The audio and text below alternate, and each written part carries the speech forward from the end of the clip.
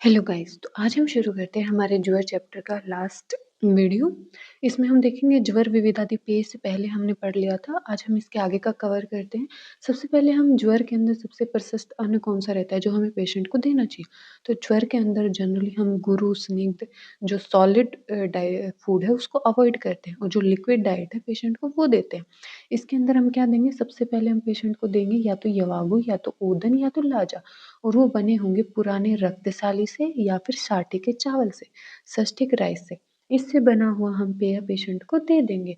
इसके बाद अगर हमारे पेशेंट की जो अग्नि है वो मंद है और साथ में उसको सुधान मतलब जो पेशेंट है उसको भूख लगी है, तो उस टाइम पे हम पेशेंट को लाज पेय बना के देंगे जो कि सुख जराम इजीली पचने वाली हो, और उसको हम बनाएंगे पिपली और नागर से।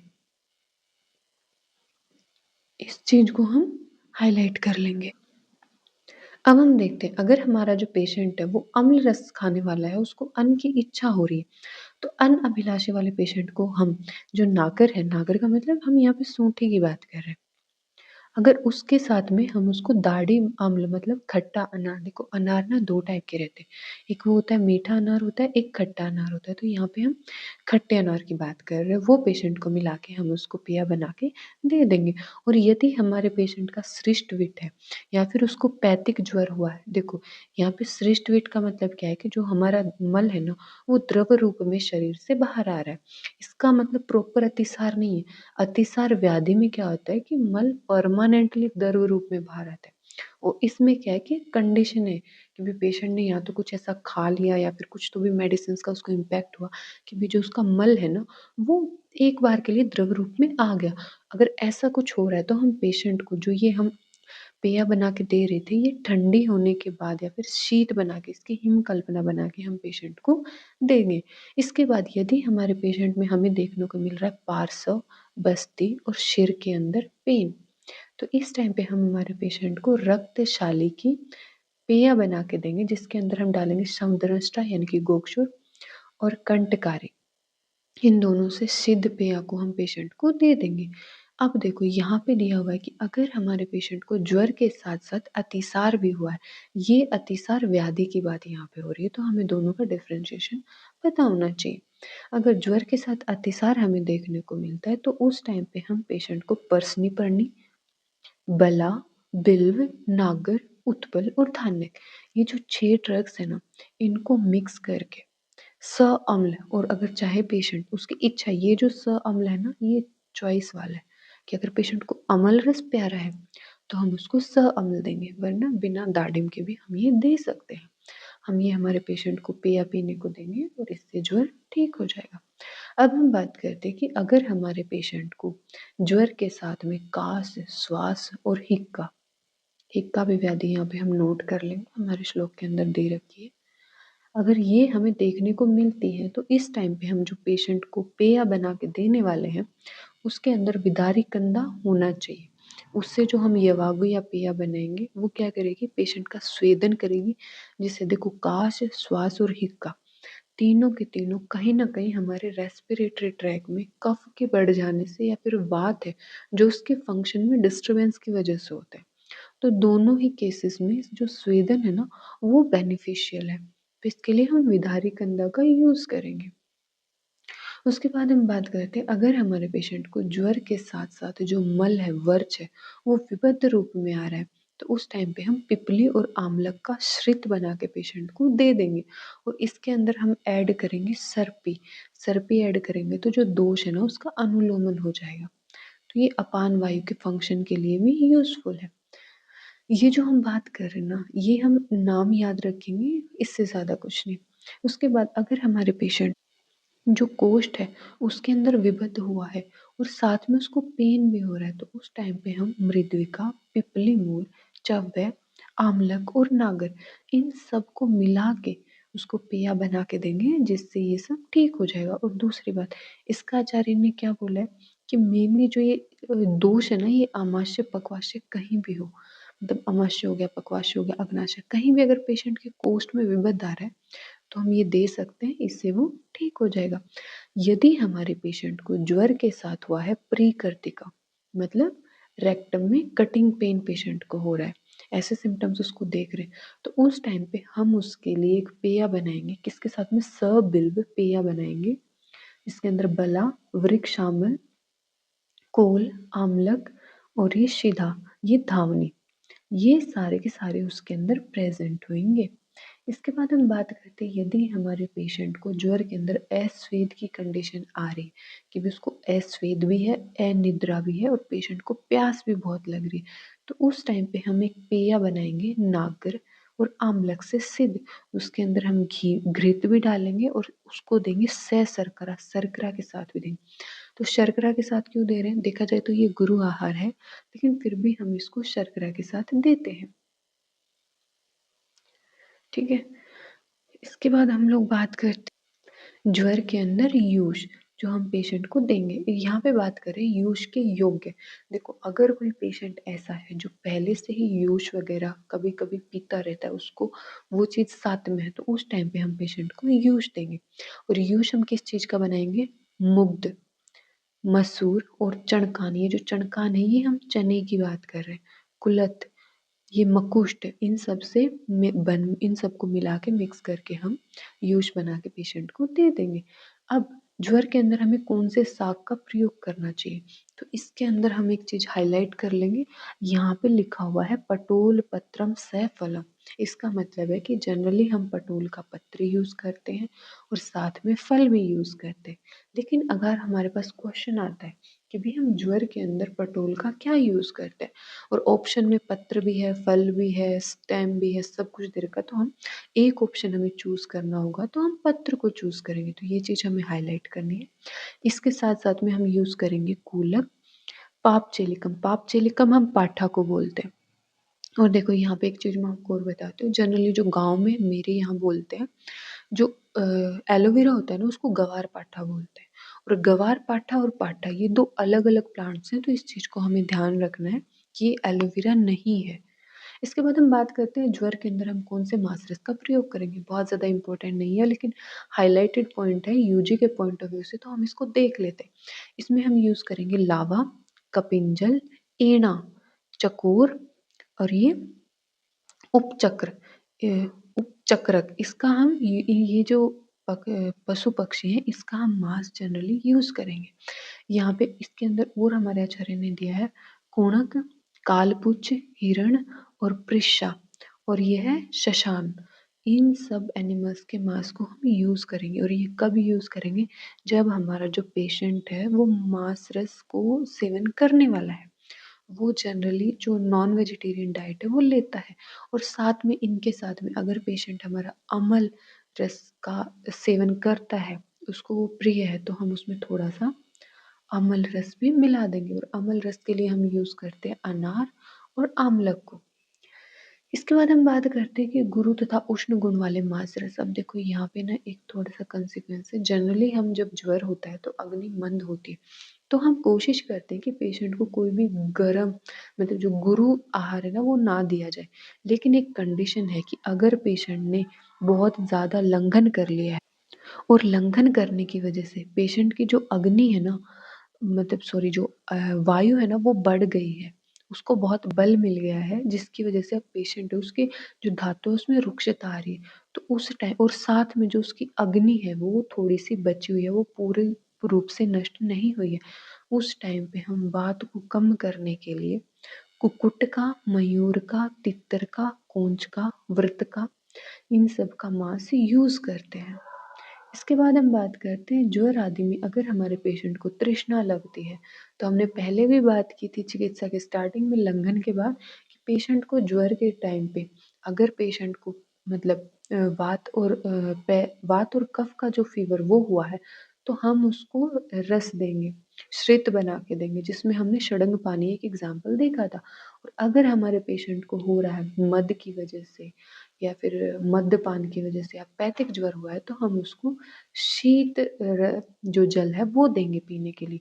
और यहाँ पे हमारे आचार्य बोले कि हम घरमाम्बू देंगे उसको। घरमाम्बू भी वही होता है कि भाई हमने पेशेंट पानी है उसको गर्म किया, फिर उसको ठंडा होने के लिए रख दिया और हमने फिर पेशेंट को वो पीने को दे दिया। अब यहाँ पे एक सेकंड कंडीशन आती है कि अगर हमारा पेशेंट वो मद बहुत टाइम से पीता है या फिर मद उसको साथ में है, उसका सेवन वो करता ही है, उसमें विड्रॉल सिम्पटम्स रहते हैं ना, हम मॉडर्न में बोलते हैं ना कि अगर कोई एकदम से नशा छोड़ता है तो उसको विड्रॉल सिम्पटम्स आते हैं। तो वैसे तो ज्वर के अंदर हम मद्यपान नहीं करते, लेकिन अगर हमारे पेशेंट को इतनी ज़्यादा आदत है कि उसको विड्रॉल सिम्पटम्स आ सकते हैं, तो उस टाइम पे हम जल पिलाने के बाद पेशेंट को थोड़ा-सा उसके यथादोष और यथाबल के अनुसार उसको मद्यपान करने को देंगे। इसके बाद हम बात करते हैं दोष पाचनार्थ की दृष्टि से वृज्य, क्योंकि देखो दोष पाचनार्थ ये वही श्लोक है जो हमने तरुण ज्वर की चिकित्सा सूत्र जिसको हम बोलते हैं वो दोष पाचनार्थक भी है। तो उसके हिसाब से हमें देखो लंघन करना है, तिक्त रस पीने को देना है, तो ये सब करना है, तो उस हिसाब से, और कषाय नहीं देना वहाँ पे भी मना किया हुआ है। तो गुरु, उष्ण, स्निग्ध, मधुर और कषाय ये सब हमें नव ज्वर के अंदर आहार के रूप में भी नहीं देने और मेडिसिन के रूप में भी नहीं देने। इसके बाद हम बात करते हैं ज्वर नाशक कषाय की। यहाँ पे कषाय से आचार्य का मतलब है कल्पना, जो हम बोलते हैं ना पंच कषाय कल्पना, तो वो आचार्य बोल रहे हैं, जिसके अंदर जनरली सवरस, कल्क, क्वाथ, हिम और फांड इनको हम कैलकुलेट करते हैं। तो ये क्वेश्चन आता है, ये इसको हम लिख देंगे यहाँ पे मोस्ट इम्पोर्टेंट, क्योंकि ये हमारे पीजी में भी आता है, ये पीजीटी के अंदर भी आएगा, और साथ में हमारा जो यूजी है ना उसके लिए भी आया था। मैंने पीवाई के जब क्वेश्चन देखे तो वहाँ पे ये क्वेश्चन था कि ज्वर नाशक 5 कषाय का वर्णन करो, ये मार्क क्वेश्चन 5 मार्क्स में आता है। तो इसका हम लिखेंगे, सबसे पहले हम इसके नंबर लिखेंगे। सबसे पहला कषाय यहाँ से शुरू होता है, ये देखो, पाक्यम शीत कषायम व मुस्तक परपटकम पिबेत। इसका मतलब कि हमें मुस्तक और परपटक जो है इन दोनों को समभाग एक समान मात्रा में लेना है। या तो हम इसको पका के इसका क्वाथ बनाएंगे, या तो फिर हम इसका शीत जो हिम कल्पना है वो दोनों ही फॉर्म में हम पेशेंट को दे सकते हैं। वही आग्नेय और सौम्य ज्वर पे डिपेंड करता है। इसके बाद दूसरा हमारा कषाय है सैनाग्रम परपटक। परपटक और नागर के पाउडर को हमें इक्वल अमाउंट में लेके उनका क्वाथ बनाना और पेशेंट को देना है। ये हमारा सेकंड कल्पना हो गई। फिर हम थर्ड कल्पना की बात करते हैं, ये देखो सदुर्लभम। तो यहाँ पे हमें कंफ्यूज नहीं होना है कि यहाँ पे दुर्लभा को किसके साथ दिया है। जो परपटक है ना इसके साथ में सेकंड में तो हमें नागर को लेना है, और फिर जो थर्ड कषाय हम बात करेंगे तो उसमें परपटक विद सदुर्लभा हमें लेना है। ठीक है, तो ये हमारा थर्ड कषाय हो गया। इसके बाद हम बात करते हैं फोर्थ कषाय की। तो फोर्थ कषाय हमारा यहाँ से शुरू होता है, किरात तिक्तादिकम तिक्तकम मुस्तक गुड़ूची विश्व भेषजम। विश्व भेषजम यहाँ पे सूंठी की बात हो रही है, गुड़ूची और मुस्तक आप लोग जानते हैं। किरात तिक्त चिराय की बात, चिरायता की बात हम कर रहे हैं। इन सबको समभाग में मिला के हम क्वाथ बनाएंगे, वो पेशेंट को देंगे। तो ये हमारा फोर्थ कषाय हो गया। अब हम बात करते हैं हमारे फिफ्थ कषाय के बारे में। फिफ्थ कषाय के अंदर यहाँ से ये देखो नेक्स्ट जो लाइन है, इसके अंदर पाठा, उशीर और उदिच इन तीनों को समभाग में मिला के हम क्वाथ बनाएंगे, जिससे हमारा पांचवा कषाय बनता है। तो इसको हम अच्छे से हाईलाइट कर लेंगे। मैं एक बार सेपरेटली जो ड्रग्स है ना सिर्फ उनको हाईलाइट करके दे रही हूँ, ठीक है। और मैं इसमें थोड़ा अलग अलग कलर यूज कर रही हूँ ताकि हम लोगों को कंफ्यूजन ना हो, ठीक है। स्पेशली हमें परपटक को ध्यान रखना है, बाकी तो सब इजी हो जाएगा, ठीक है। तो ऐसे हम इसको कर लेंगे। इसके बाद हम, और ये किस किस का नाश करता है, ये देखो, ये ज्वर घन है, दीपन करता है और दोषों का पाचन करता है, तृष्णा कम करता है, अरुचि का नाश करता है और मुख की वैरस्यता का नाश करता है, ठीक है। हम यहाँ पे देखो हमारे आचार्य ने जो कि हम पहले ही पढ़ चुके हैं, ये देखो, द्रव्यात उपोथिताय, उपोथिता तोय पर तपते निशि। इसका मतलब है कि हम द्रव्य लेंगे उपोथित, उसके अंदर तोय पर तपते, जल को गर्म करेंगे, उसके अंदर द्रव्य को डाल देंगे और निशि संस्थिनात, संस्थितात, इसका मतलब रात भर हम उसको रख देंगे और सुबह उसका पान करेंगे। तो ये यहाँ पे आचार्य ने बता दी फांट कल्पना, इसका भी हम यूज कर सकते हैं।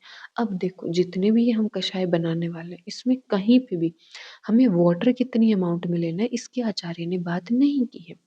तो यहाँ पे हमारे आचार्य ने दिया हुआ है कि शारंगधर संहिता के अनुसार जब हम द्रव्य लेते हैं तो हम हिम पांट वगैरह ये सब बनाएंगे, तो हम उसमें 6 गुना जल लेंगे, ठीक है। ये देखो षड्भीरन नीर पलई, यानी कि जो नीर है, जल है, वो 6 पला में लेना है और जो द्रव्य है वो हमें 1 पल मात्रा में लेना है। तो जितना भी हम ड्रग ले रहे हैं उससे 6 गुना जल का हम यूज कर लेंगे। ठीक है, अब इसके बाद हम चलते हैं हमारे नेक्स्ट श्लोक के ऊपर। यहाँ पे आचार्य ने बताया कि विषम ज्वर नाशक 5 क्वाथ कौन कौन से, और ये भी क्वेश्चन हमारा बहुत इंपॉर्टेंट है। ये AIA PGT के अंदर क्वेश्चन हमारा आया हुआ है, और ऐसा नहीं है कि ये क्वेश्चन बहुत पहले आया था। 2023 के अंदर ये क्वेश्चन अभी हमें आया था, 2 साल हुए हैं, तो अभी ये रिपीट हो सकता है। उस टाइम पे क्वेश्चन कैसे आया था एक बार हम उसकी बात करते हैं। तो हमारे आचार्य, सॉरी, एग्जामिनर ने पूछा था कि भाई जो ये कश 5 ज्वर है ना हमारे विषम ज्वर, इनमें कौन सा क्वाथ हम किस ज्वर में यूज करते हैं। तो इसमें हमें कंफ्यूज होने की ज़रूरत नहीं कि भाई हमें टेबल बना के नहीं दी तो हम कैसे करेंगे। ये देखो यहाँ पे लास्ट की लाइन को हम सबसे पहले पढ़ते हैं, यहाँ से हमें चीज़ें थोड़ी क्लियर होंगी। ये देखो यहाँ पे बोला है इन्होंने कि जो पंच पंच विधान जो ज्वरान है ना, ये इसका कर्म से है, संतत सतत अन्य दूषक तृतीयक और चतुर्थक। तो हम भी जो हमारे 5 क्वाथ यहाँ पे बन रहे हैं ना, उनको ऐसे सिक्वेंस में लेके चलेंगे। जैसे कि एक क्वेश्चन कैसे आया था कि उन्होंने पूरे ऐसे सारा सब कुछ नहीं दिया था, उन्होंने सिर्फ इतना दिया था कि कलिंगादि क्वाथ, फिर पटोलादिक्वात, निम्बादिक्वात, किरात तिक्तादिक्वात और गुडुचादिक्वात। तो इसमें जो कलिंग आदि है ना, ये हमारे फर्स्ट संतत ज्वर के लिए यूज हो रहा है। यहाँ पे मैं थोड़ा मोटा पेन यूज कर लेती हूँ। ये संतत के लिए यूज हुआ है। जो हमारा पटोल है वो हमारा सतत के लिए यूज हुआ है। निम्ब है, निम्ब को हमने अन्योदूषक के लिए यूज किया है। और जो किरात तिक्तादि है वो तृतीयक के लिए, थर्ड डिग्री यहाँ पे लिख देते हैं, और गुडुचादि ये चतुर्थक ज्वर के लिए आचार्य ने यूज किया है। तो इसको हम सीक्वेंस के हिसाब से कर लेंगे।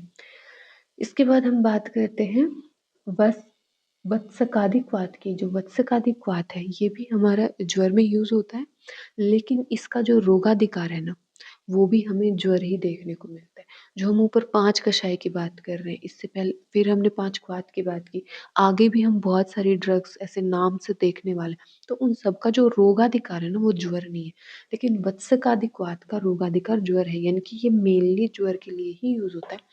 तो ये हम क्वेश्चन हाईलाइट करके यहाँ पे लिख लेंगे। रोगाधिकार इसका क्या है, ज्वर। ठीक है, और इसमें मेनली यही चीज पूछने वाले, मतलब पूछे जाते हैं, ये सारे इंग्रेडिएंट्स नहीं पूछे जाते। यूजी के लिए हम इनको पढ़ सकते हैं मोटा मोटी, जैसे वत्सक हो गया, आरोग्य आरगवत हो गया, पाठा हो गया, षडग्रंथा हो गया, कटुक हो गया, मुरवा, ये अतिविषा, निम्ब, पटोल, धान्यवास। तो ये सब इसके जो मेन ड्रग्स हैं वो हैं वचा, मुस्तक, उशीर, साथ में मधुक, त्रिफला और बला भी हम यूज कर रहे हैं। इन सबको बनाएंगे हम शीत कषाय बना के या फिर क्वाथ बना के हम पेशेंट को दे देंगे, जिससे ज्वर का नाश हो जाएगा। इसके बाद हम बात करते हैं मधुकादि कषाय की। ये भी सिंपली ज्वर के नाश के लिए हम यूज करते हैं। ठीक है, इसके बाद हम बात करते हैं जात्य आदि क्वाथ की। देखो इनमें ना ज़्यादातर हमें सिर्फ इसका ये याद रखना है कि भाई कौन सा क्वाथ हम कौन से ज्वर के अंदर दे रहे हैं, कौन सी कंडीशन है। हमें सारे ड्रग्स एग्जामिनर लिखवाता नहीं है, और जो लिखवाते हैं वो हमारे रसायन और वाजीकरण से मेल नहीं आते हैं। और अगर इन चैप्टर से भी कुछ एक है इम्पॉर्टेंट, वो हम बात कर लेंगे। ठीक है, मैं आप लोगों को बता दूंगी, बट ये अभी हमें जस्ट फॉर गो थ्रू हमें रीडिंग होना है। अब देखो यहाँ पे जो जातिकादिक्वात है ना, इसका हम यूज करते हैं जब हमारे जो दोष है ना वो विबद्ध हो गए हैं। तो इस चीज को हम हाईलाइट कर लेंगे, और इन इन सब की मैं आपको एक टेबल बना के भी प्रोवाइड कर दूंगी। अब हम बात करते हैं त्रिफलादिक्वात की। जो त्रिफलादिक्वात है ये थोड़ा सा स्पेशल है। कैसे कि जनरली जब हम त्रिफलादिक्वात का यूज करते हैं ना, ये कब यूज करते हैं, जब पित्त और श्लेष्म में दोष बढ़े हुए हों और हमें अनुलोमन करना हो, वात का अनुलोमन करना है और पित्त श्लेष्म बढ़े हुए हैं उसको कम करना है। और अगर हम त्रिफलादिक्वात के अंदर डाल देते हैं त्रिवृत और शर्करा, फिर ये पित्त और श्लेष्म से उत्पन्न हुए ज्वर का भी नाश करता है। इसका मतलब है कि सिर्फ त्रिफलादिक्वाथ ज्वर का नाश नहीं करता, जब इसके अंदर त्रिवृत और शर्करा मिल जाती है उस टाइम पे ये ज्वर का नाश करता है। ठीक है, अब हम बात करेंगे ब्रेक्यादिक्वाथ की। देखो अब तक जो हम बात कर रहे थे ना, ये नॉर्मल ज्वर की हम बात कर रहे थे। ठीक है, विषम ज्वर के लिए हमने सिर्फ ये 5 यहाँ पे क्वाथ देखे थे। ये हम नॉर्मल ज्वर की बात कर रहे थे।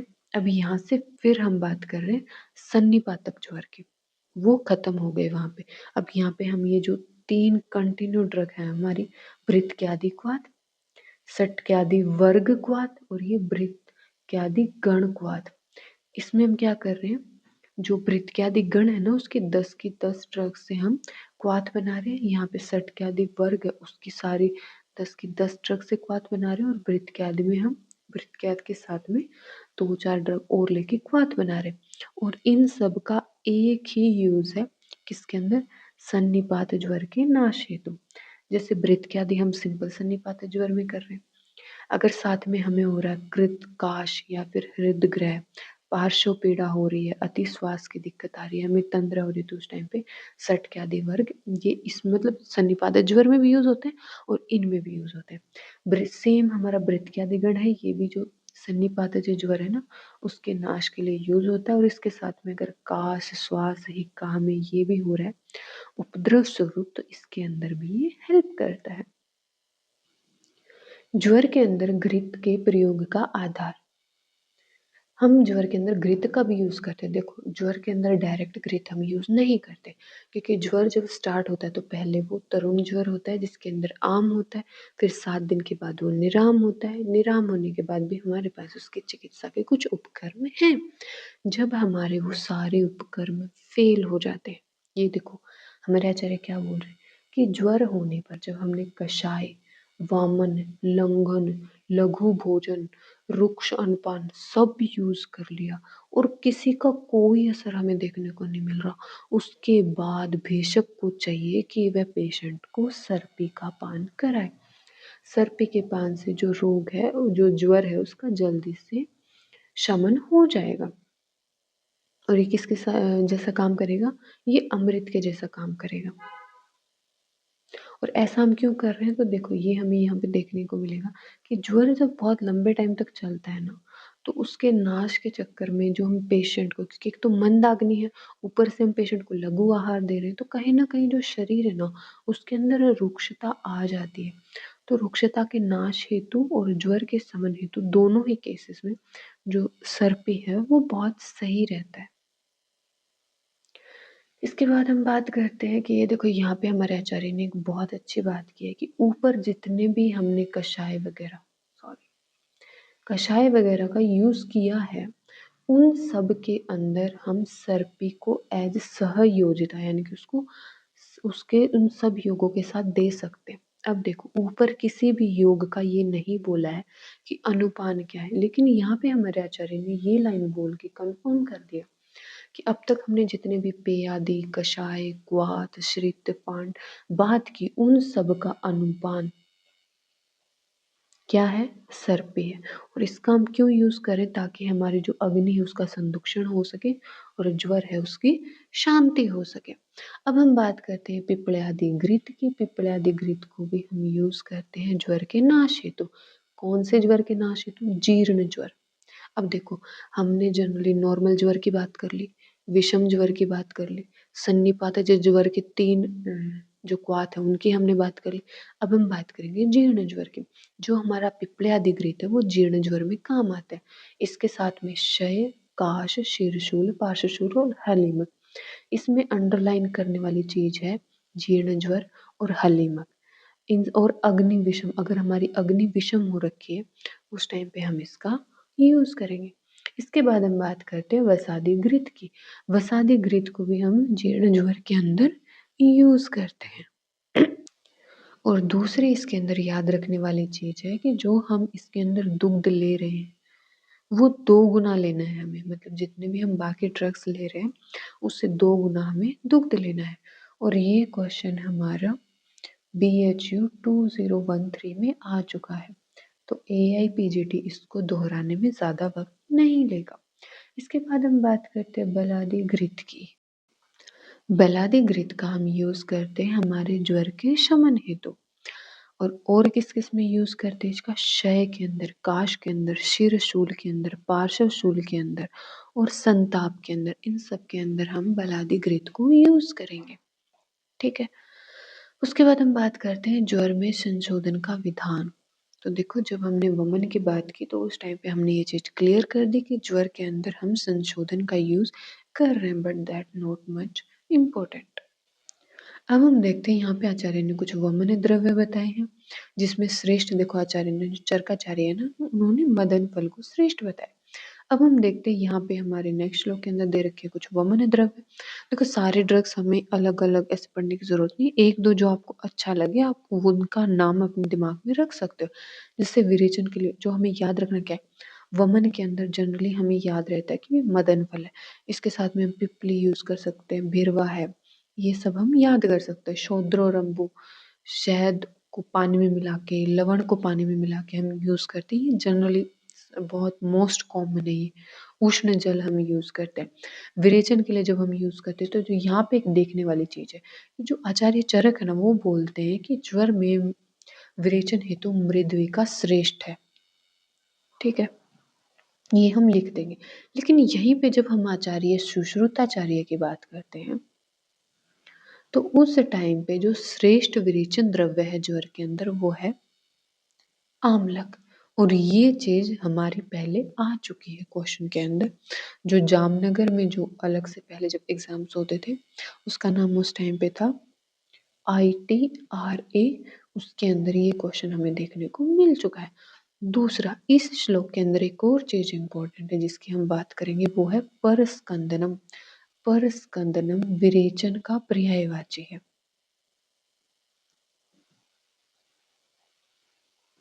तो ये भी हमें ध्यान रखना है, ये भी हमारा क्वेश्चन आ चुका है। वहां पे पूछा था कि परस्कंदन किसका पर्यायवाची है, वमन का, विरेचन का, बस्ती का। तो ये विरेचन का पर्यायवाची है, हमें ये चीज दिमाग में बैठा के रखनी है। इसके बाद हम लोग बात करते हैं पंचमूल साधित शीरपाक की।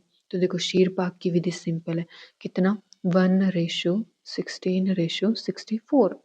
हमें एक रेशो में कल्क लेना है, 16 में हम शीर लेंगे, 64 हम जल लेंगे। उन तीनों को मिला के पका देंगे, हमारा शीरपाक हो गया। अब मजे की बात है कि पंचमूल बोला है, कौन सा पंचमूल? तो ये लघु पंचमूल का हम यूज करते हैं। ये चीज हमें यहाँ पे आचार्य ने देखो हिंदी के अंदर तो दी है, लेकिन श्लोक के अंदर कहीं भी आचार्य ने इसका जिक्र नहीं किया कि भाई हम कौन सा पंचमूल दे रहे हैं। तो ये चीज हमें ध्यान रखने की भी, यहाँ पे हम लघु पंचमूल का यूज करेंगे। और इसका यूज हम किस किस में कर रहे हैं? का जैसे देखो, काश के अंदर, श्वास के अंदर, शिरशूल के अंदर, पार्श्वशूल के अंदर, इन और ज्वर, चिर ज्वर, मतलब कि लंबे समय तक जो ज्वर चल रहा है, चिर ज्वर के अंदर हम इसका यूज कर रहे हैं। तो ये चीज हमें ध्यान रखनी है। उसके बाद एरंडादि शीरपाक की हम बात करते हैं। एरंडादि शीरपाक को भी हम ज्वर के अंदर यूज करते हैं। कब? जब ज्वर के साथ साथ में हमें परिकर्तिका देखने को मिले। इसका हमने एक पेया भी देखा था कि भाई ज्वर के साथ साथ अगर पेशेंट को परिकर्तिका हुआ है तो हम पेया यूज करेंगे और साथ में हम एरंड मूल का शीरपाक भी यूज कर सकते हैं। अब हम बात करते हैं त्रिकंटकादि शीरपाक का। त्रिकंटकादि शीरपाक का हम यूज कब करें? जब हमारे पेशेंट को ज्वर के साथ साथ में वर्च मूत्र विबंध, यानी कि उसको मल और मूत्र दोनों में विबंध हुआ है, साथ में शोफ हुआ है और पेशेंट को ज्वर है, तब हम त्रिकंटकादि शीरपाक का यूज करेंगे। अब हम बात करते हैं नागरादि शीरपाक का। नागरादि शीरपाक का हम कब यूज करें? जब हमारे पेशेंट को ज्वर है और उसका जो पिपासा, मतलब प्यास पेशेंट की मिटे नहीं रही, मल्टी टाइम वो पानी पी चुका है, पानी पी पी के पेट उसका फूटने को हो गया है और अब भी हमारे पेशेंट की प्यास नहीं मिट रही, उसको इच्छा है कि मैं और भी पानी पीऊँ। तो उस टाइम पे हम उसको नागरादि शीरपाक दे देंगे पीने के लिए। अब हमारे आचार्य बोलते हैं कि केवल दुग्ध का प्रयोग। यहाँ पे केवल दुग्ध का प्रयोग दो टाइप से है। एक तो हम जो दुग्ध हमने गाय या भैंस से निकाला और डायरेक्ट जो हम निकालते हैं ना, तो उसकी गाय भैंस की बॉडी टेम्परेचर पे होने की वजह से जो दूध है ना, वो हमारे रूम टेम्परेचर से उसका टेम्परेचर थोड़ा ज़्यादा होता है। वो हल्का-सा धारोष्ण, धार की वज़ह से वो गर्म होता है, तो हम वो डायरेक्ट पेशेंट को दे सकते हैं। दूसरा, हम दुग्ध लेंगे, उसमें 4 गुना, ठीक है, 4 टाइम्स हम उसके अंदर पानी डालेंगे, उसको पकाएँगे, जब उसका पानी निकल जाए उसके बाद हम पेशेंट को पीने को दे देंगे। ये हम किन पेशेंट्स के लिए यूज़ करते हैं, जिनको दूध साथ में नहीं होता बहुत ज़्यादा। मतलब कुछ-कुछ पेशेंट ऐसे होते हैं जिनको दूध ऐसे बहुत ज़्यादा अच्छा नहीं लगता है, फिर उनको बहुत ज़्यादा दूध डाइजेस्ट नहीं होता, तो हम जो दूध है ना उसको थोड़ा पतला कर देते हैं ताकि वो ईज़िली उसको ले पाएँ। इसके बाद हम बात करते हैं जीर्ण ज्वर के अंदर दुग्ध की श्रेष्ठता। हम जीर्ण ज्वर के अंदर दुग्ध क्यों दे रहे हैं? ये श्लोक हमारा इम्पोर्टेंट है। इसमें हमारे आचार्य बोलते हैं जीर्ण ज्वराणाम सर्वेषां पय पशमनम परम, कि जीर्ण ज्वर के नाश हेतु जो हमारा पय है, दुग्ध है, वो सबसे श्रेष्ठ है। ठीक है, क्योंकि ये भोजन का भी काम करेगा, मेडिसिन का भी काम करेगा, बॉडी को स्ट्रेंथ भी देगा और जो दोष है ना उनको भी अनुलोमन करेगा। ठीक है, तो ये हर टाइप से जो दूध है ना वो बेस्ट रहता है। ये मृदु विरेचक भी रहता है, तो हमारा जो गट है उसको जल्दी क्लीन भी करेगा। और ये इम्पॉर्टेंट है क्योंकि ये क्वेश्चन हमारा पहले आरपीएससी के अंदर आ चुका है। कौन से ईयर में? 2011। और देखो ऐसा मत सोचो कि 11 में बहुत पहले आया था, बहुत पहले आया था इसीलिए आने के बहुत चांसेस है। इसको हम पढ़ के रखेंगे। और ये कैसे आया था? ऐसे ब्लैंक की फॉर्म में आया था। अच्छा, पूछा था उन्होंने कि भाई जीर्ण ज्वर के अंदर हम क्या यूज करते हैं, जो परम औषध है वो कौन सी है? तो पय है। इसको हमें ध्यान रखना है। और आगे हम एक श्लोक देखेंगे, उसके अंदर हमारे पास आएगा सर्पी। इस चैप्टर में नहीं, नेक्स्ट चैप्टर के अंदर हम देखेंगे, तो उसका भी हमें ध्यान रखना है। वो भी सेम सेम लगता है लेकिन वो सेम नहीं है। उसके अंदर क्या आएगा? जीर्ण जवरेशु सर्वेशु सर्पिषु। तो यहाँ पे क्या है कि देखो इसके अंदर ना जीर्ण है, ज्वर है, सर्वेशाम है, पय है, मतलब इसके अंदर श बहुत ज्यादा नहीं है। उसके अंदर तो हर जगह स। और यहाँ पे हम सर्पी को भी शू लगा देंगे। ऐसा नहीं करना कि पय शू, पय को भी शू लगा दिया, ऐसा कंफ्यूज नहीं करना है। इसको हम ऐसे याद कर रहे हैं कि उनके लास्ट में स है और इसके स्टार्टिंग में सर्पी, यानी कि पहले ही हमें स देखने को मिल रहा है। ऐसे करके हम इसको ट्रिक से याद करेंगे। मैं इसको आगे आएगा तब दोबारा फिर से बता दूँ।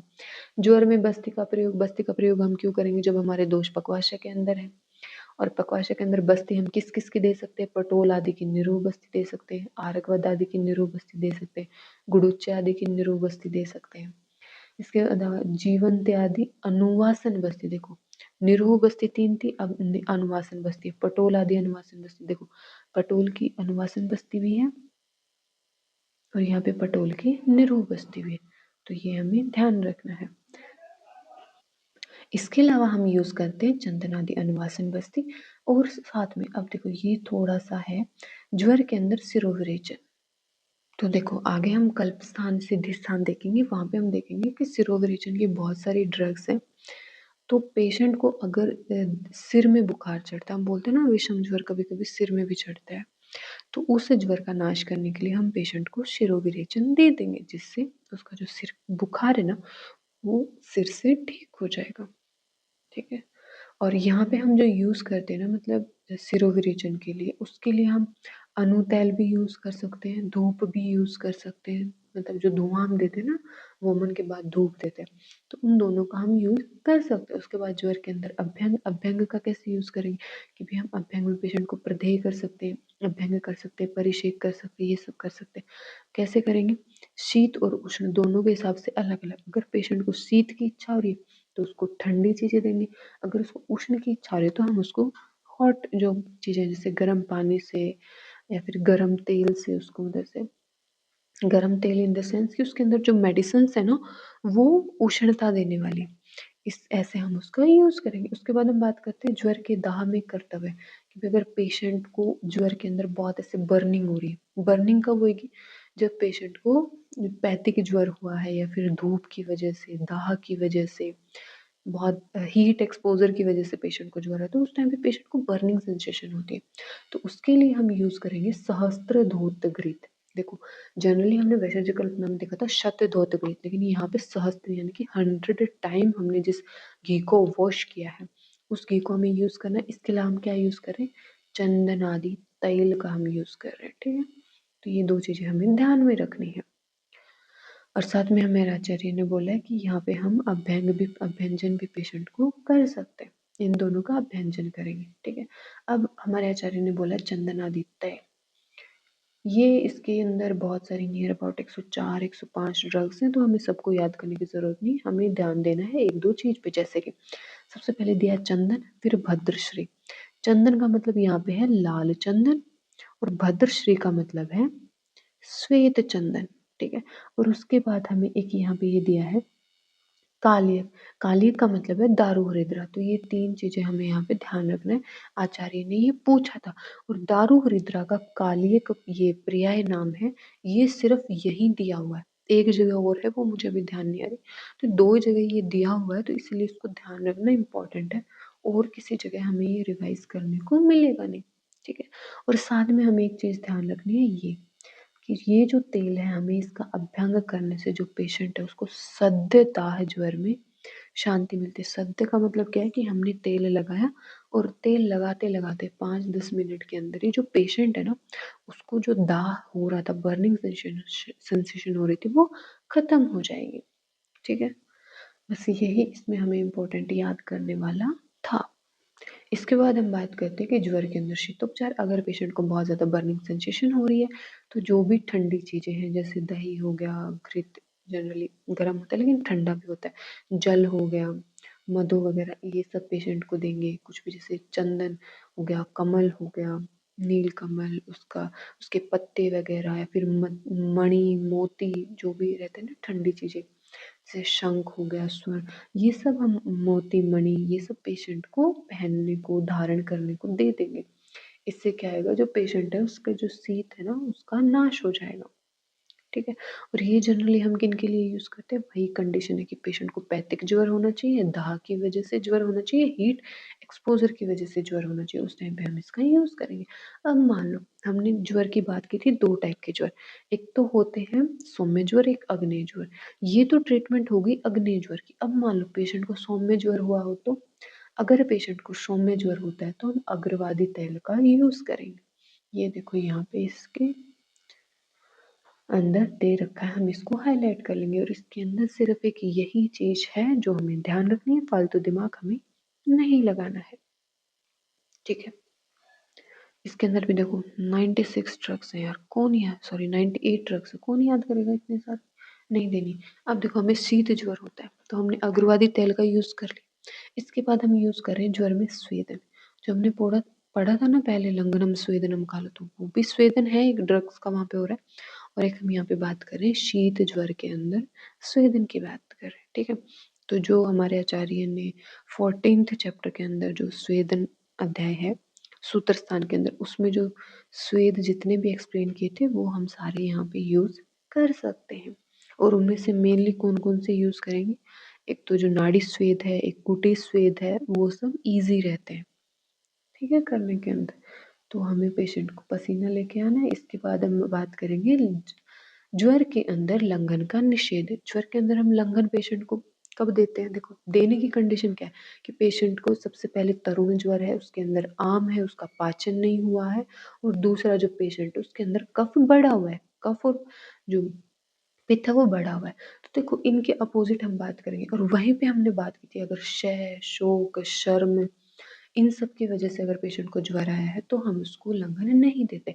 यहीं पे हमारे आचार्य ने उस चीज को रिपीट किया कि वातज ज्वर के अंदर, शर्म ज्वर के अंदर, या फिर जब ज्वर पुराना हो जाए, लंघन हम सिर्फ नव ज्वर के अंदर देते हैं। लंघन पुराना, सॉरी ज्वर पुराना हो गया तो लंघन नहीं देते। तो इन ये 3 कंडीशन यहाँ पे आचार्य ने रिपीट कर दी, इनके अंदर हम पेशेंट को लंघन नहीं देंगे। अब ज्वर के अंदर अग्निमांद्य क्यों होता है, तो सीधी सी बात है, जो ज्वर के अंदर जो अग्नि है वो अपने मूल स्थान को छोड़कर शरीर के अंदर फैल जाती है, जिसकी वजह से जो मूल स्थान, जो खाना जहाँ पे पचना चाहिए, खाने को अग्नि नहीं मिल पाती, जिसकी वजह से हमें अग्निमांद्य होता है। सिंपल, खत्म। अग्निमांद्य की उत्पत्ति में उपमा वगैरह ये सब कुछ हम एक बार देख लेते हैं रीडिंग के लिए। तो इसमें हमारे आचार्य ने उपमा देते हुए कैसे बोला, देखो पहले मैं आपको इसको हिंदी में बताती हूँ। कि जैसे मान लो ये हमारा गैस है, या स्टोव मान लो, चूल्हा मान लो, कुछ भी मान लो, ये अग्नि यहाँ से प्रज्वलित हो रही है। ये हमारा स्टोव हो गया, इसके ऊपर हमने यहाँ पे ये बर्तन रख दिया, ठीक है। अब देखो क्या होता है कि जो ये बर्तन है ना, इसके यहाँ पे तो हीट बहुत जल्दी मिलती है, मतलब यहाँ का जो खाना है ना वो यहाँ से खाना पकना शुरू होता है। लेकिन जब हम यहाँ की बात करते हैं ना, यहाँ की, तो यहाँ पे इतनी हीट नहीं मिलती, जिसकी वजह से यहाँ का खाना लेट पकता है। और अगर हम खाने को हिलाएं डुलाएं ना, ठीक है, हमारी कड़छी हो गई, पलटा हो गया, अगर हम उससे खाने को ना हिलाएं तो क्या होता है कि यहाँ का खाना तो जल जाता है और यहाँ का खाना कच्चा रह जाता है। तो आचार्य ऐसे ही बोल रहे हैं कि वे जो अग्नि है ना, वो जिस प्रकार बर्तन के साइड में अच्छे से खाने को नहीं पकाती, क्यों? क्योंकि एक तो उसकी डिस्टेंस ज़्यादा होगी, और ऊपर से जो अग्नि जब यहाँ पे जा रही है ना, तो उसका फुल कांटेक्ट बर्तन के साथ नहीं है, वो एयर के अंदर भी स्प्रेड हो रही है, मतलब कि वो उसकी बहुत सारी डायरेक्शंस हो गई, ठीक है, जिसकी वजह से यहाँ पे जो हीट पहुंचनी चाहिए थी वो नहीं पहुंच रही। लेकिन यहाँ पे तो ये देखो दूसरी कोई चीज़ है ही नहीं ना, तो इसलिए यहाँ पे डायरेक्ट कांटेक्ट है। तो इसी प्रकार जो हमारी अग्नि है, जब वो अपने स्थान से कहीं दूसरी जगह पे चली जाती है, तो उसके स्थान पे जो खाना है उसको पचा नहीं पाती है, ऐसा हमारे आचार्य यहाँ पे कहना चाह रहे हैं। इसके बाद हम बात करते हैं निराम ज्वर की प्राप्ति काल।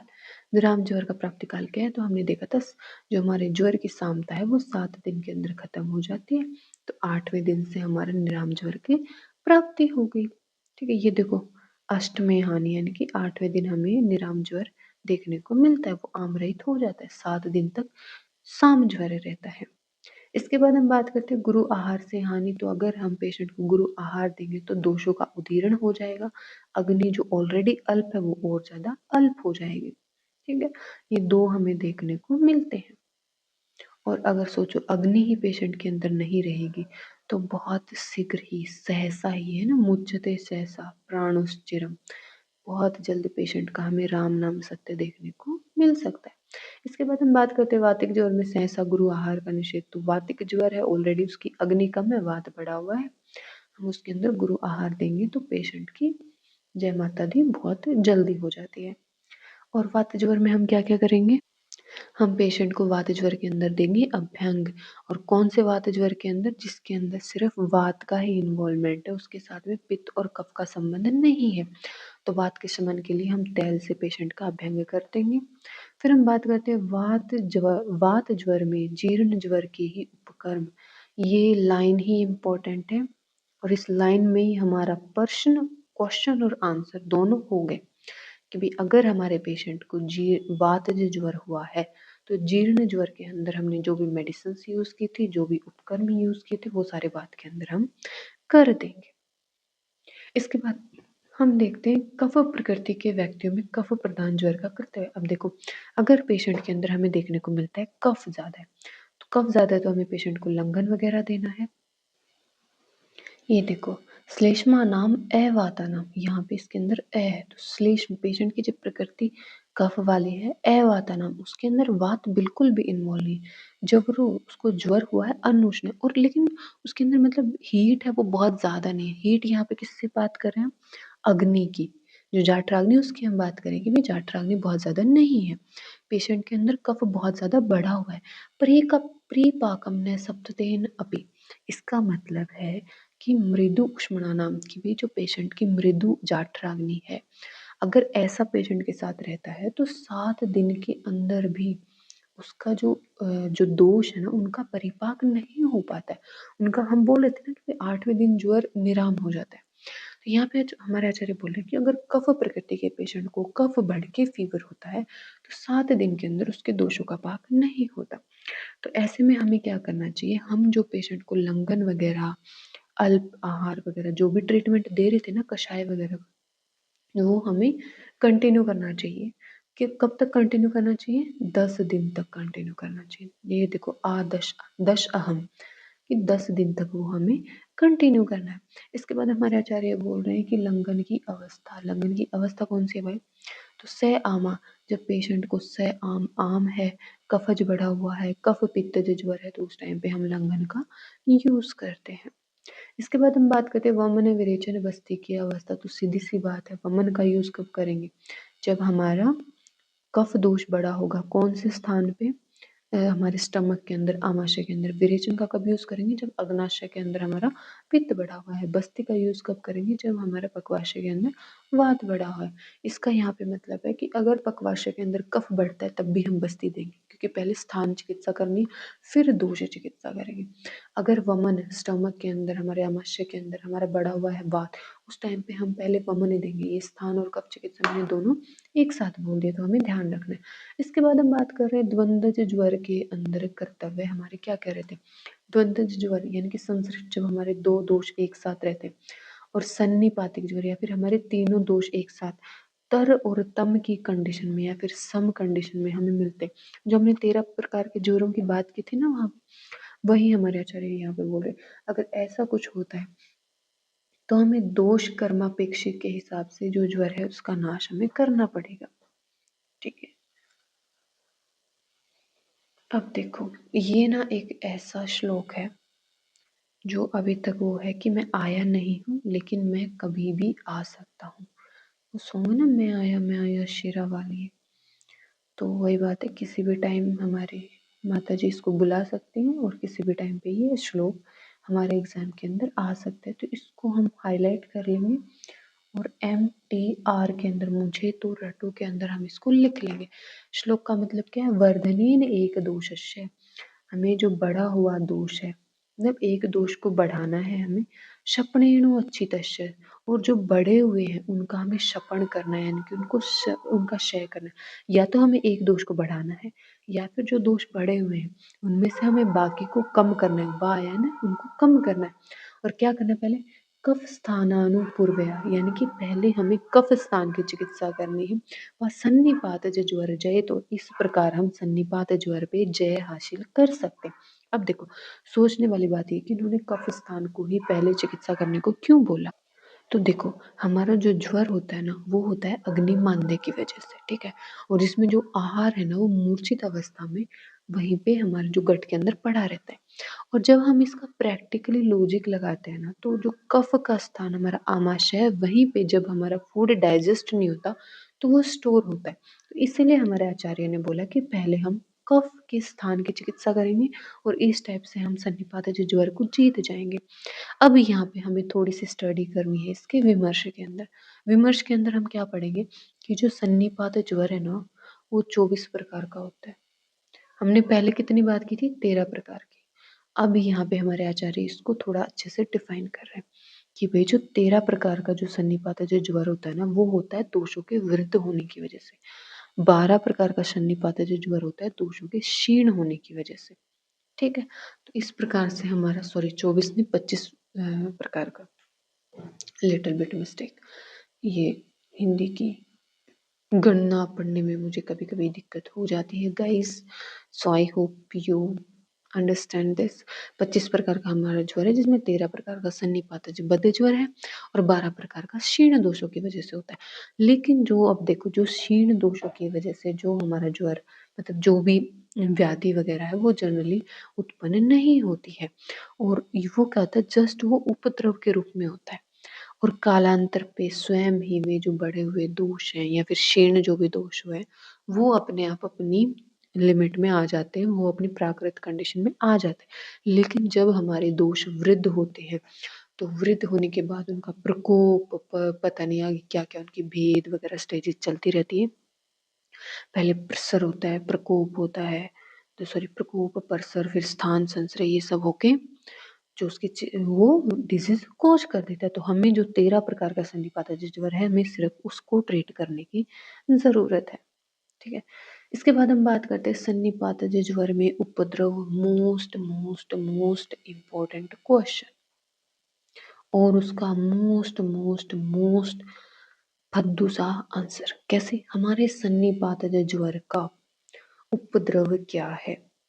बहुत ज़्यादा पूछा जाने वाला क्वेश्चन है, वाइवा में भी पूछा जाता है, MCQ क्वेश्चंस में, मतलब मोस्ट ऑफ आता है ये क्वेश्चन। ठीक है, सन्निपात ज्वर का उपद्रव है कर्णमूल शूल, सॉरी कर्णमूल शोथ, ये इसका उपद्रव है। और ये कैसा? सुदारुण, सुदारुण होता है ये, कर्णमूल शोथ होएगा। और इस ये जनरली होता है।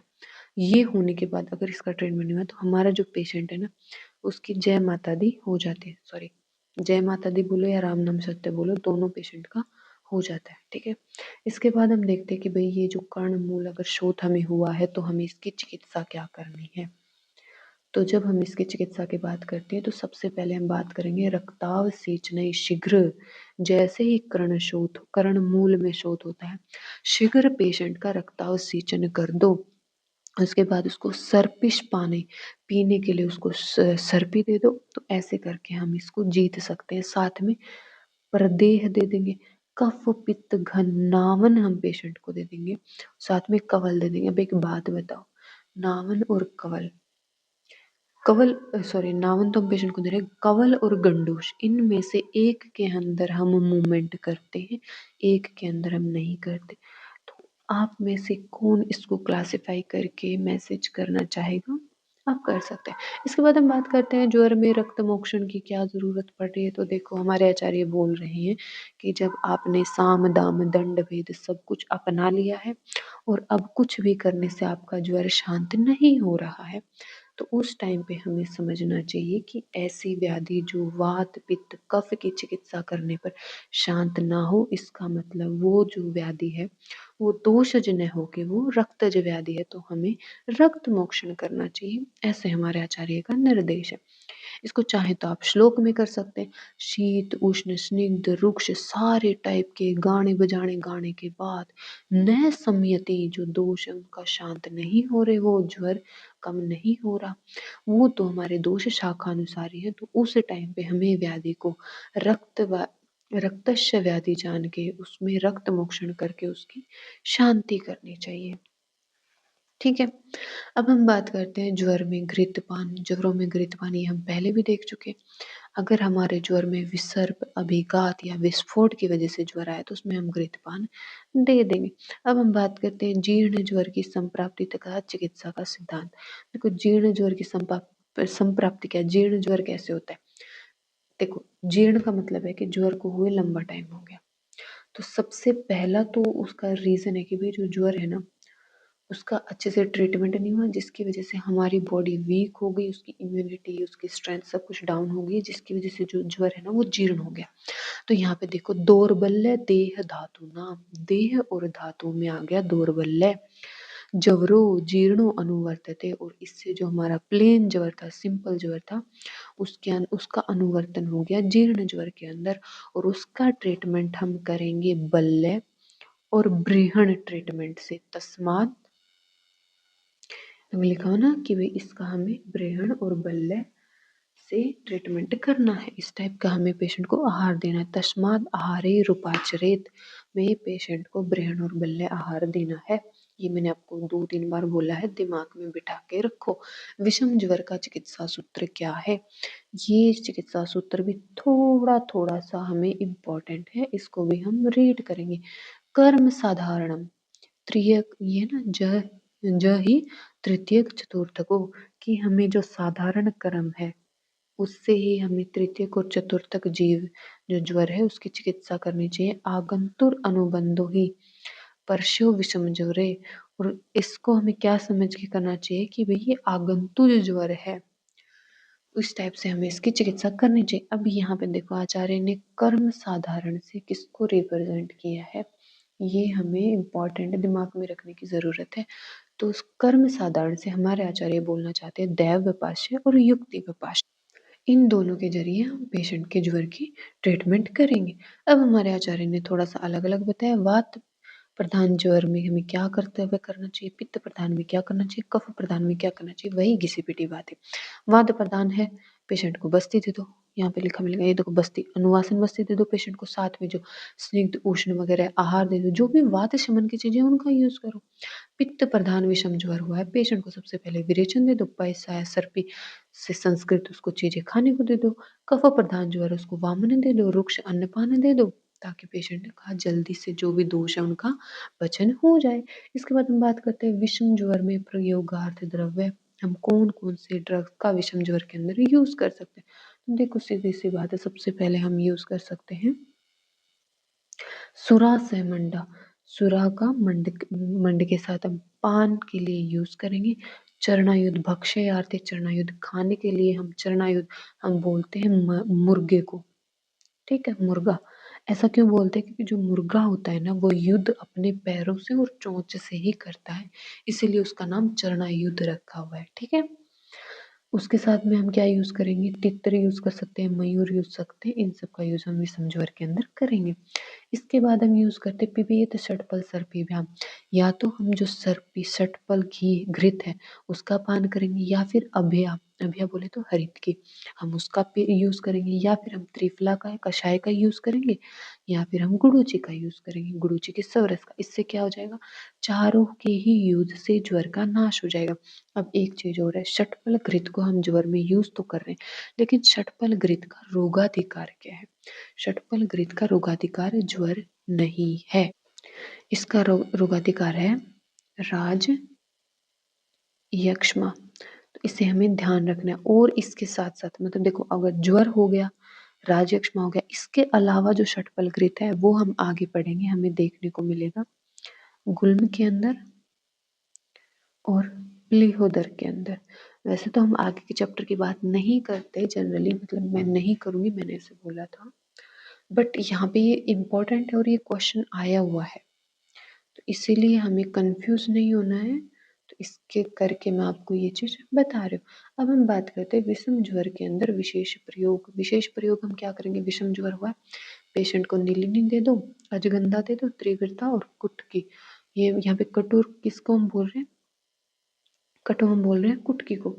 इन सब का हम यूज करेंगे ज्वर के अंदर। इसका स्नेहन स्वेदन करने के बाद जब ज्वर का वेग पेशेंट को आ रहा है उस टाइम पे हम इसका यूज करेंगे, जिससे क्या हो जाएगा? हमारे ज्वर का नाश हो जाएगा। अब हम बात कर रहे हैं विषम ज्वर के अंदर वमन। तो यहाँ पे वमन के दो तरीके हैं। पहला क्या तरीका है? सर्पिशो महती मात्रायाम पित्वा, कि पेशेंट को ना बहुत ज्यादा सर्पी पिला दो, घी पिला दो। कौन सा घृत पिला रहे हैं? षटपल घृत पिला रहे हैं, वो पिला के पेशेंट को वमन करवा दो, छर दे दो, पुनः दोबारा वमन करवा दो, पेशेंट रिलैक्स हो जाएगा। या फिर उपयुक्त अन्नपान, पेशेंट को प्रभुतम व प्रभुतम, पेशेंट को या तो ऐसा अन्न उसको खिलाओ जिससे उसको वोमिटिंग हो जाए, या फिर प्रभुत बहुत ज्यादा अमाउंट में उसको भोजन करा दो। पेट पूरा भर गया, एकदम ऐसे टल्ली हो गया, थोड़ा सा ऊपर से खा गया, तो हमें थोड़ा सा उसको स्टिमुलस देने की जरूरत है, वमन हो जाएगा। उसके बाद हम बात करते हैं वेग के समय हमें क्या क्या कर्तव्य करने चाहिए, कि भी पेशेंट को अभी ज्वर का वेग आ रहा है, उस टाइम पे हम क्या कर सकते हैं पेशेंट के लिए। तो सिंपल करना है, कुछ नहीं करना है, पेशेंट को खाना खिलाइए स अन्न, खाने के साथ मद्य, हमें मद्यपान देना है प्रभूत मात्रा में। फिर क्या करना है? पेशेंट को हमें सुला देना है, और जब पेशेंट उठ जाए तो अस्थापनम यापनम, हमें अस्थापन बस्ती का पेशेंट के लिए यूज करना है, या फिर यापन बस्ती का यूज करना है। इस चीज को हम अंडरलाइन कर लेंगे। यापन बस्ती में आपको एक बार और बताने वाले हूँ, तो इस चीज को हम ध्यान में रखेंगे कि पेशेंट को अस्थापन या फिर यापन बस्ती हम दे देंगे, जिससे विषम ज्वर का नाश हो जाएगा। इसके बाद हम और चीज क्या कर सकते हैं? ये देखो यहाँ पे जो है वृष दंश, वृष हम बोलते हैं जो मेल बिल्ला होता है ना, मेल बिल्ली, बिल्ली बोलो बिल्ला बोलो जैसे आपका मन करे, वो बिल्ला लेना है हमें। उसके दंश, दंश बिल्ला किससे काटता है? उसके वो दंश उसके ऐसे थोड़ी होते हैं, वो अपने पंजों से काटता है, तो उसके पंजों को दूध में मिला के दे देंगे वृषस्य। या फिर जो वृषस्य का मतलब यहाँ पे है जो हमारा बैल होता है, उसके सींग जो रहते हैं वो उनसे लड़ता है, उनको दूध में मिला के हम पेशेंट को दे देंगे। या फिर सेंधव लवण पेशेंट को दे देंगे, सूर्या दे देंगे पेशेंट को, दधी मंड पेशेंट को हम दे सकते हैं। इससे क्या हो जाएगा? जो ज्वर है ना उसका नाश हो जाएगा, ठीक है।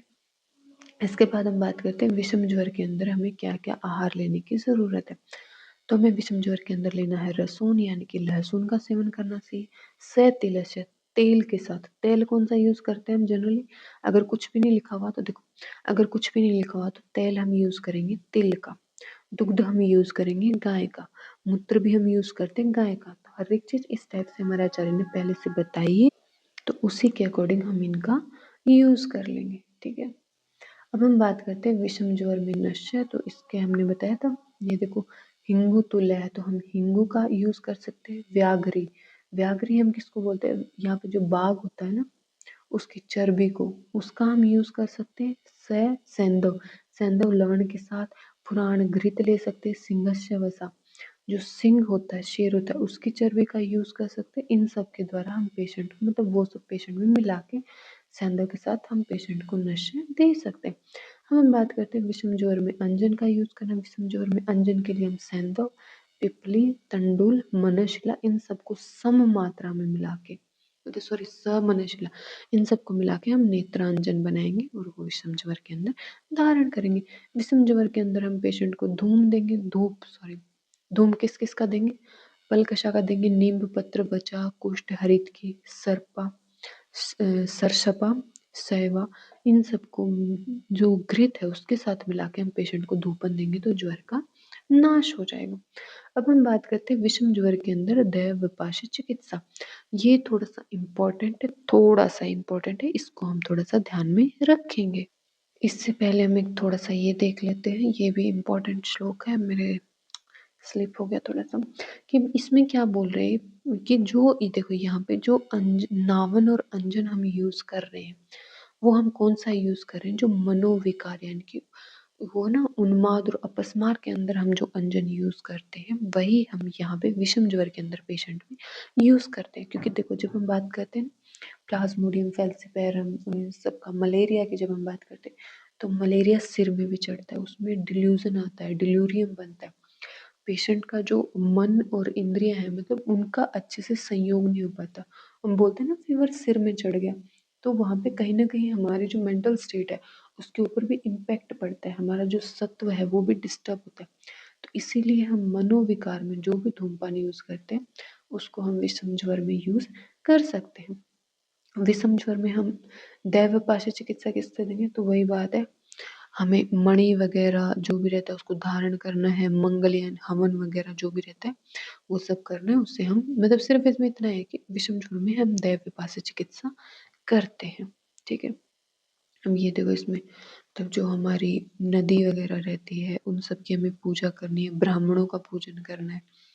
एक यहाँ पे हमें ये चीज थोड़ी देखनी है कि जो विष्णु है हमारे, उनको सहस्त्र मूर्धान यानी कि 1000 मस्तक वाला बोला है, और चराचरपति यानी कि अचर का स्वामी बोला है। तो ये दो चीजें हमें यहाँ पे ध्यान रखनी। इसके बाद हम आगे की तरफ मूव करते हैं। सप्त धातु ज्वर की चिकित्सा, इसके ऊपर हम लगा लेंगे MTR, मोस्ट इम्पोर्टेंट। ये बहुत इंपॉर्टेंट है, इस चीज को ध्यान रखना। इसके अंदर हमें क्या क्या देखना है, सबसे पहले हम देखते हैं सप्त धातु यानी कि सातों धातु के अंदर ज्वर जाता है तो उसकी क्या क्या चिकित्सा रहती है। रस के अंदर ज्वर जाता है तो वामन के साथ में उपवास यानी कि लंघन और उपवास, वमन पेशेंट को साथ साथ देते हैं। जब रक्त धातु के अंदर हमारा ज्वर होता है, सॉरी मैं कलर चेंज कर लेती हूँ, रक्त धातु के अंदर अगर हमारा ज्वर है तो सेक प्रदेह के साथ में संशमन चिकित्सा पेशेंट को देते हैं। अगर हमारे पेशेंट में जो ज्वर है वो मांस और मेद धातु के अंदर उपस्थित है तो उस टाइम पे हम पेशेंट को विरेचन और उपवास दोनों एक साथ देते हैं। अगर हमारा ज्वर है अस्थि और मज्जा के अंदर स्थित तो हम पेशेंट को निरोह और अनुवासन बस्ती देते हैं, क्योंकि अस्थि और मज्जा के अंदर ज्वर जाने का मतलब है कि वात भी डिस्टर्ब हुआ है। ठीक है, तो ये हम पेशेंट को चिकित्सा दे देंगे।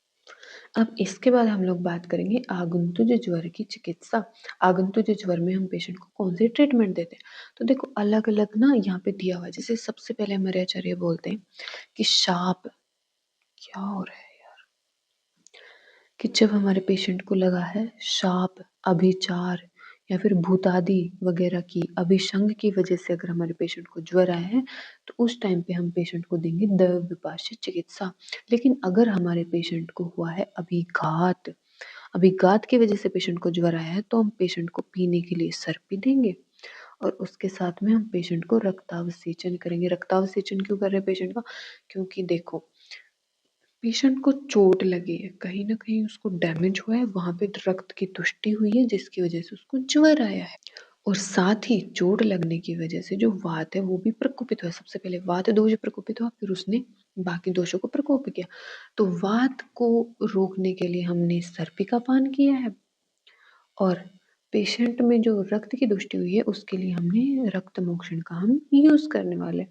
इन दोनों से क्या हो जाएगा, हमारा जो पेशेंट है उसका ट्रीटमेंट हो जाएगा। अब इसके बाद हम लोग बात करते हैं कि अगर हमारे पेशेंट को जो ज्वर हो रहा है वो हो रहा है, ये देखो, काम, शोक और भय की वजह से।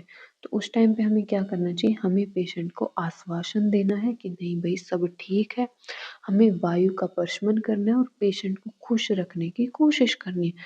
तो इस टाइप से हम काम, शोक और भय से जो ज्वर उत्पन्न होता है उसका नाश कर सकते हैं। इसके आगे हम देखेंगे भय की वजह से पेशेंट को अतिसार भी होता है, ज्वर भी होता है। तो आगे चल के हम अतिसार का भी ट्रीटमेंट देखेंगे। और ये मजाक की बात नहीं है यार, सच में होता है। अब देखो, इसके बाद हम देखते हैं अगर हमारे पेशेंट को हो रहा है क्रोध से उत्पन्न ज्वर, तो उस टाइम पे हम पेशेंट को पित्त का शमन करने वाले पित्त गंज जो भी ट्रीटमेंट रहते हैं वो हम पेशेंट को दे देंगे। और उसके साथ साथ हम पेशेंट को क्या देंगे, अगर क्रोध की वजह से ज्वर हो रहा है तो कामात यानी कि काम हम पेशेंट को करने को बोलेंगे। और काम का मतलब है यहाँ पे ग्राम्य धर्म, ठीक है। तो पेशेंट को ऐसे नहीं बोलना है कि भाई ठीक है तुझे क्रोध की वजह से फीवर हुआ है, जाके तू खेत में काम करे। उसको ग्राम्य धर्म के लिए हमें बोलना है। इसके बाद हम बात करते हैं विस्मरण से ज्वर के वेग में अवरोध। देखो, अगर हम बार बार कोई पेशेंट ऐसे ही बोलता रहे मुझे तो ज्वर आ रहा है, वो ऐसे ही पड़ा रहे ढीला, मेडिसिन का इम्पैक्ट हो रहा है लेकिन वो दिखने नहीं दे रहा है, खुद के मन से उसने बोल दिया कि भाई मेरा तो ऐसे ही है, तो भाई उसका ज्वर कभी जाता भी नहीं। तो उस टाइम पे हमें ध्यान रखना है कि उस आदमी को काम करने को ही दे दो, और इस बार उसको ना खेत का ही काम दे दो, ताकि वो ज्वर को याद ही ना करे। भाई काम में इतना बिजी हो जाए बेचारा, रोने लग जाए कि हाय ये क्या खतरनाक ट्रीटमेंट दिया है मेरे को। चलो अब हम बात करते हैं ज्वर जब जाने लगता है उस टाइम पे हमें पेशेंट के अंदर क्या क्या लक्षण देखने को मिलते हैं। तो देखो, ज्वर जब जाने लगता है तो उस टाइम पे जो पुरुष है वो कुंजन करने लगता है। ज्वर परमोक्षे, ज्वर से मोक्ष मिलने के टाइम पे पेशेंट कुंजन करने लगता है।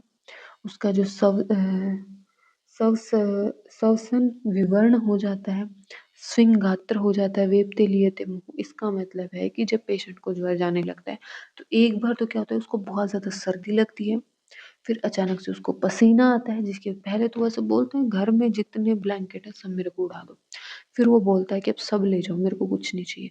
तो ऐसा पेशेंट में हमें देखने को मिलता है। कभी कभी पेशेंट को गुस्सा भी आता है, पेशेंट की विसंज्ञा यानी कि संज्ञा का नाश भी हो जाता है कभी। और क्या होता है, जब पेशेंट मल त्याग करने जाता है तो स दोष शब्दम च स्कृत द्रवम, द्रव रूपी मल को वो शब्द के साथ उसका निर्हरण करता है। विस्फोट, अगर आपको मान लो पेशेंट को फीवर हुआ है और जब वो फ्रेश होने जाए, मल त्याग करने जाए और आपको सुन रहे हैं कि भाई बम गोले पड़ रहे हैं, तो समझ जाना चाहिए इसका फीवर अभी जाने वाला है।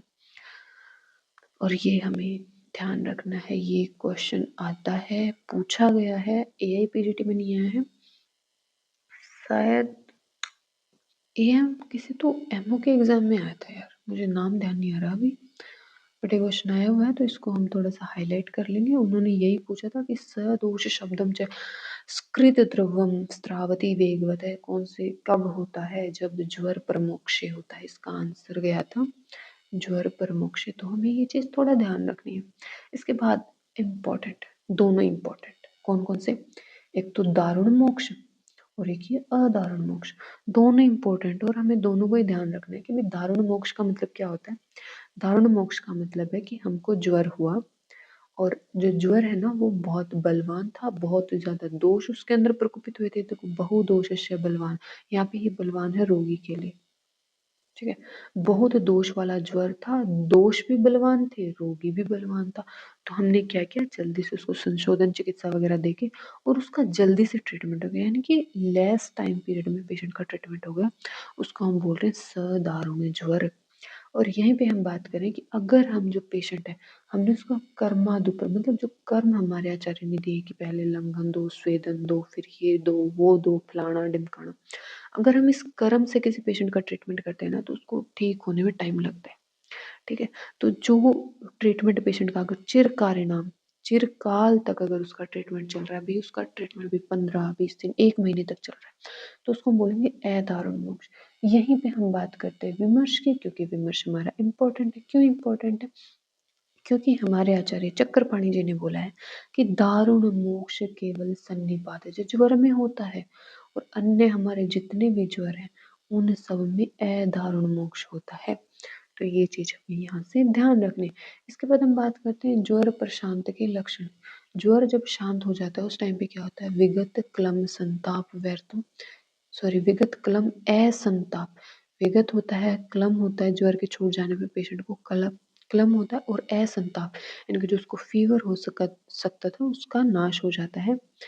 विमले इंद्रियम, जो इंद्रियां हैं वो स्वच्छ हो जाती है, उनके अंदर वो विमल यानी कि मल से रहित हो जाती है। जो पेशेंट है उसका जो सत्व है वो अपने प्राकृतिक अवस्था में आ जाता है। जो हमने बात की थी ना, जब फीवर चढ़ता है तो वो ब्रेन में चढ़ के उसको मेंटल, मतलब जो हमारी इंद्रिया वगैरह है उनका जो को रिलेशन है उसको बिगाड़ देता है। लेकिन जब ज्वर ठीक हो जाता है तो जो मन है वो अपने उसका अपना जो सत्व है उसको वापस से गेन कर लेता है। तो इस मामले में हमें अगर ऐसे हमें सिम्टम्स दिख रहे हैं तो हमें समझना चाहिए कि पेशेंट है उसका ज्वर अब जा चुका है। अब हम बोलते हैं ज्वर में और ज्वर मुक्त होने पर अपथ्य। देखो अगर ये ना एक बहुत थोड़ा सा इम्पोर्टेंट है, इस चीज़ पे हम थोड़ा ध्यान देंगे कि भाई देखो अगर हमारा पेशेंट है वो ज्वर मुक्त हो गया है तो उसके ज्वर मुक्त होने के बाद भी हमें उसको चाहिए कि जो भी ज्वर कॉज करने वाली चीजें हैं, जैसे विदाही अन्न हो गया, गुरु आहार हो गया, साथ में कुछ भी हम अन्न या पान का सेवन कर रहे हैं, विरुद्ध अन्न का सेवन कर रहे हैं, तो वो हमें नहीं करना चाहिए। उसके बाद यहाँ पे कुछ ऐसे स्पेसिफिक हमारे आचार्य ने बताया, जैसे व्यायाम, व्यववाय, व्यायाम और व्यववाय दोनों अलग अलग दिए हुए हैं तो दोनों ध्यान रखने हैं। स्नान, संक्रमण, ये सब ज्वर मुक्त होते ही हमारे पेशेंट को नहीं करना चाहिए। चाहे रोगी बलवान हो या ना हो, कुछ भी हो, उसको नहीं करना चाहिए। क्यों नहीं करना चाहिए? क्योंकि अगर वो ऐसा करता है तो उसको हो जाता है पुनरावर्तक ज्वर।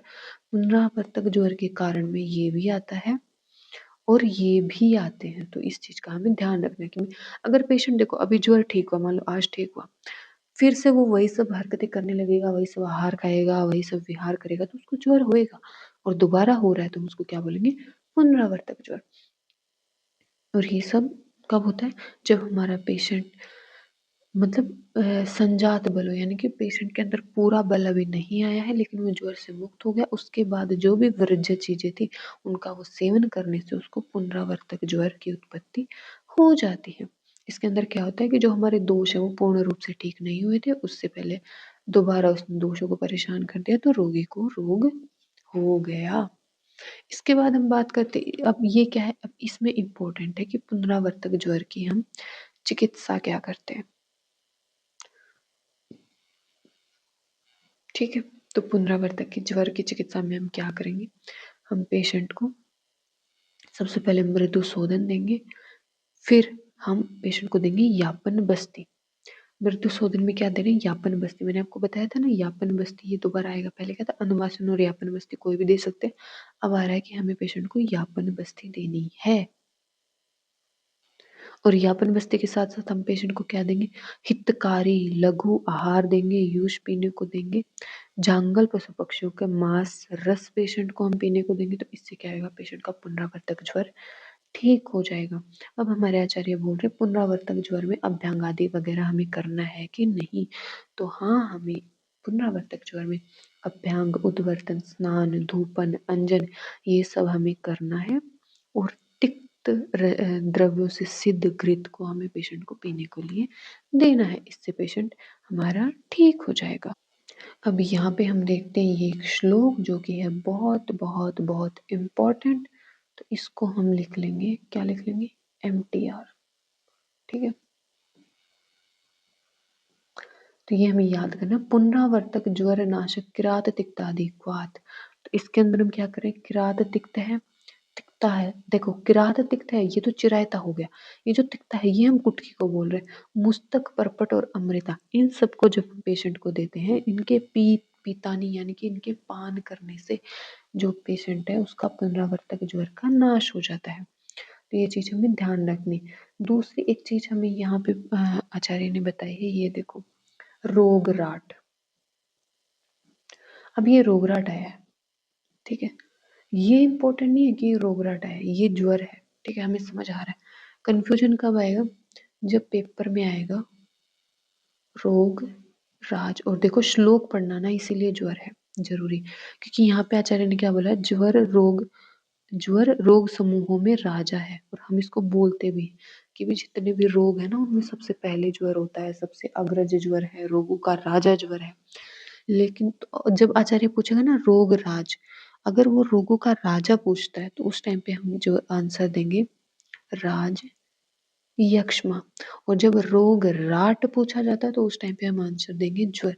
श्लोक इंपॉर्टेंट नहीं है, ये जो पर्यायवाची है ये हमें इंपॉर्टेंट है, हमें इसको देखना है। ठीक है, अब ये होने के बाद प्राकृतिक ताप, अब ये देखो ये इसका विमर्श चालू हो गया। विमर्श में हम क्या बोले, प्राकृतिक ताप पेशेंट को आ रहा है तो हम प्राकृतिक किसको बोलते हैं। जनरली देखो जब हम खाना खाते हैं, जब हमारा खाना पच रहा होता है तो उस टाइम पे हमारी जो बॉडी है ना उसका टेम्परेचर बढ़ता है तो उसको भी हम प्राकृतिक ताप बोलते हैं। या फिर जैसे ऐसे होता है ना कि जैसे अभी सर्दियाँ चल रही हैं इस टाइम पे, तो इस टाइम पे हम क्या रहते हैं जनरली ब्लैंकेट के अंदर खुद को होल्ड करके रखते हैं। उससे क्या होता है हमारी बॉडी का टेम्परेचर बढ़ जाता है। तो उस टाइम पे भी हम बोल सकते हैं। तो जो भी नेचुरल चीज़ों में जो भी चीज़ें हो रही है ना उसको हम प्राकृतिक ताप बोलेंगे। हम थोड़ी देर धूप में रह जाएंगे तो हमें लगेगा प्राकृतिक ताप है। वैकृतिक ताप हम किसको बोलेंगे, जो डिजीज कॉज करने वाला है, ठीक है, उसको हम वैकृतिक ताप बोलेंगे। तो और इसमें जो हमें देखने वाली चीज़ है विमर्श के अंदर, वो हमें याद करना है कि जो हमारे शरीर का सामान्य ताप होता है ना वो लगभग मुख के टाइम पे, फीवर के टाइम पे, ये देखो ये फ़ारेनहाइट के अंदर दिया हुआ है। ठीक है, तो इसकी मात्रा कितनी है 98.4, ये नॉर्मल हमें देखने को मिलेगी। लेकिन अगर यही अब देखो मुख के अंदर हम क्या करते हैं, जो अडल्ट वगैरह होता है ना उसका तो हम थर्मोमीटर की हेल्प से मुख के अंदर से टेम्परेचर माप लेते हैं। लेकिन अगर सोचो 1 साल का बच्चा है, क्या उसके हम मुंह में थर्मोमीटर देते हैं? नहीं देते। उसका हम क्या करते हैं, एक्जिला में यूज करते हैं। अगर हम कक्षा प्रदेश में देखेंगे तो वहां पे जो नॉर्मल टेम्परेचर हमारी बॉडी का रहता है उससे 1 से 1.5 अंश फ़ारेनहाइट तक टेम्परेचर हमें कम देखने को मिलता है। और अगर हम गुदा प्रदेश के अंदर उसको मेजर करते हैं तो 1 से 1.5 अंश तक हमें ज़्यादा देखने को मिलता है। ये क्वेश्चन हमारा AIPGD के अंदर आ चुका है। और ये कैसे आया था, ये आया था स्टेटमेंट के फॉर्म में कि भी हमारे मुख के कंपैरिजन में कक्षा प्रदेश का टेम्परेचर लगभग इतना अधिक होता है। उन्होंने लिखा था, उन्होंने से बोला था भी कौन से स्टेटमेंट सही है कौन से गलत है, तो उसमें ये था। तो इन्होंने लिखा था कि ये न्यून अधिक होता है, तो ये स्टेटमेंट वहाँ पे गलत हो गया था। तो ये चीज़ हमें ध्यान रखनी है। ठीक है, अब इसके बाद देखो ये यहाँ पे संताप 3 टाइप का है, शारीरिक संताप, मानसिक संताप और इंद्रिय संताप। हमारे यहाँ पे स्पेशली इंडिया के अंदर जो वैल्युएबल है वो है शारीरिक ताप। मानसिक और इंद्रिय ताप को तो भाई तुम खुद ही झेलो, उसका ट्रीटमेंट तुम्हें हम नहीं देंगे। और यहाँ पे इति अग्निवेश कृते तंत्रे चरक प्रति संस्कृते चिकित्सा चिकित्सित स्थानते ज्वर चिकित्सितम नाम तृतीय अध्याय की समाप्ति हो चुकी है। स्वाहा।